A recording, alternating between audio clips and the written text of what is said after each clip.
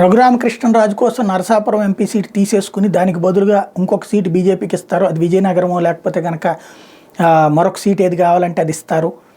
అలాగే అభ్యర్థి అనపర్తి అభ్యర్థిని మారుస్తారు అన్నటువంటి ప్రచారం నేపథ్యంలో భారతీయ జనతా పార్టీ ఇన్ఛార్జ్ ఇప్పుడు సీరియస్గా స్పందించారు. రాష్ట్ర ఎన్నికల సహాయ ఇన్ఛార్జ్ సిద్ధార్థనాథ్ సింగ్ పొత్తులో బీజేపీకి కేటాయించిన అసెంబ్లీ పార్లమెంట్ సీట్ల విషయంలో కానీ ఆయా స్థానాలకు ఇప్పటికే పార్టీ ప్రకటించిన అభ్యర్థుల విషయంలో కానీ ఎలాంటి మార్పులు ఉండవని కేంద్ర పార్టీ తరపున రాష్ట్ర ఎన్నికల సహాయ ఇన్ఛార్జిగా కొనసాగుతున్న సిద్ధార్థనాథ్ సింగ్ తేల్చి చెప్పారు.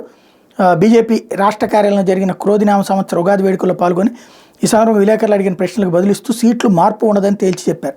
బీజేపీకి కేటాయించిన నరసాపురం లోక్సభ, అనపర్తి అసెంబ్లీ స్థానాల్లో మార్పులు జరిగే అవకాశం ఉందంటూ గత కొద్ది రోజులుగా తెలుగుదేశం పార్టీ అనుబంధ సోషల్ మీడియాతో పాటు వాళ్ళ అనుకూల మీడియాలో విస్తృతంగా ప్రచారం జరుగుతున్నటువంటి విషయాన్ని మీడియా ప్రశ్నిస్తే ఆ వ్యాఖ్యలతో ఈ వ్యాఖ్యలు చేశారు.